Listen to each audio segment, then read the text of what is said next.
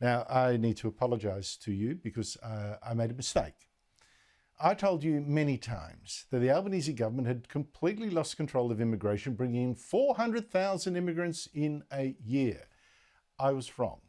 It turns out it's brought in even more. Hard to believe, but it has. So no wonder there's now a massive housing crisis with almost nothing available left to rent, with the government pumping in billions more to build social housing for the poor.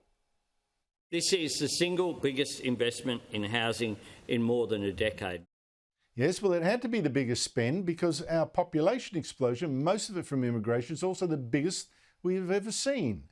Last week's national accounts figures show a massive 2.6% rise in our population in a single year. That's about 626,000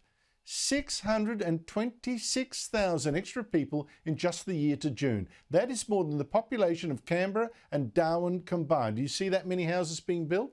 Joining me is economist Leith Van Onselen from Macro Business, has been right on top of this. Leith, this is staggering. How have we come close to even close to adding that many people in a single year? Oh, look, Andrew, you're right. It's absolutely bonkers. Like, we've never seen population growth like this. It was only in the May budget that the May budget tipped that the Australia's population last financial year, so 2022-23, would rise by about 520,000. And according to the national accounts, we've already beaten that by 100,000. Now, that was already going to be a record, and now we've just grown that even more. Now, the way we've got here is basically we've had a massive explosion in foreign students. So according to Home Affairs data, foreign student numbers increased by 310,000 last financial year.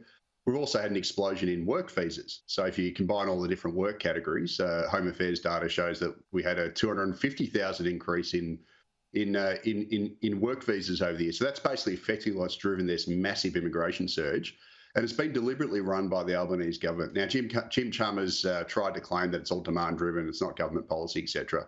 That is complete baloney, because the federal government has deliberately taken policy actions to actually increase student numbers. So for starters, it obviously increased the permanent migrant intake by 30,000.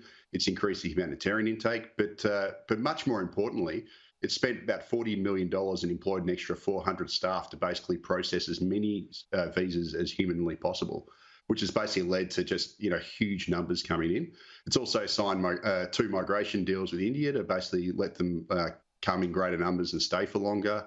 It's also extended post-study work rights for international students, which has just basically made Australia a bigger carrot to come over here to basically work and live. So this has been deliberate. It's unprecedented, and it's basically driving this unprecedented rental shortage that we're experiencing right now, which is pushing people into group housing and effectively driving others to become homeless. It's an inequality disaster in the making.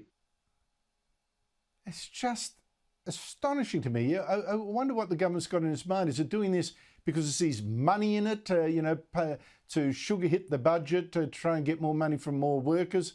Has it got a vision that it wants to, make Australia as thick with people as you see in Asia? I don't know. What is going on here?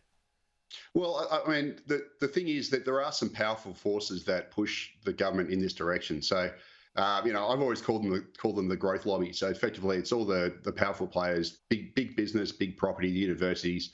They all love big immigration. So they're the ones basically pushing for this. And they like it effectively for 2 reasons. First of all, it gives them a bigger consumer base to sell to. So obviously more migrants means more demand for housing, so it's easier for a property developer. If you're a multinational firm with, like a Coles or a Woolies or whatever, you got more customers to sell to. At the same time, if you pump in a whole bunch of extra people, that puts downward pressure on wages because there's more competition in the labour market, gives employers a bigger pool of people to employ from. And if you're a university, obviously they're raking it in with the foreign student rort. So for them, it's a win-win. But unfortunately for the rest of us, we're all shoehorned into smaller and more expensive housing. Spend more time stuck in traffic. It was only 4 years ago, Andrew, that we were suffering from an extreme drought, and Sydney's water supply was down about 20%. What's going to happen next time we have a drought? We've got millions more people to feed and also to provide water to. And I tell you what, mate, you can forget about net zero. The Intergenerational Report says we're going to grow by 14 million people, of Sydney, Melbourne, Brisbane and Adelaide in just 40 years. How are we going to possibly, achieve this net zero dream if we have basically grown the population by over 50% over 40 years, which means 50% more people consuming, using electricity, all this other stuff. It's complete farce. It's insane. I mean, this is a country running out of electricity, we just told, because of global warming policies. We just got 600,000 more consumers of electricity in a single year. What's going to let's build a few more wind towers. And at the same time, we've got this massive immigration, but at the same time, a slump in building homes for all these new people that we've got. Look, this housing package the government has agreed to with the Greens, it's not going to fix that, is it?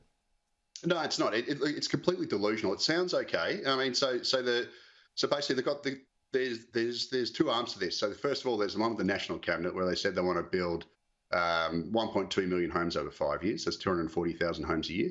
That sounds great. Problem is, we've only ever exceeded 220,000 homes once in I think it was 2017 when we did 223,000. They think that we can magically do 240,000 for 5 consecutive years, which we've never done before, at a time when interest rates are obviously high. We've got labour shortages, we've got material shortages. It's become a lot more expensive to build a home, and we've had builders left, right and centre fall over. So it's delusional. But then at the same time, they want to do this 30,000 Housing Affordability Future Fund, where they want to build 30,000 homes over 5 years. Well, guess what? The federal budget's own projections where we're going to increase immigration by 1.5 million. So it's basically dropping the bucket. And the way the numbers are stacking up at the moment, according to the national accounts, are already beating those projections anyway. So the whole thing's a farce. Leith, it's a mess. It is a total disaster. Leith Van Onselen, thank you so much indeed for your time.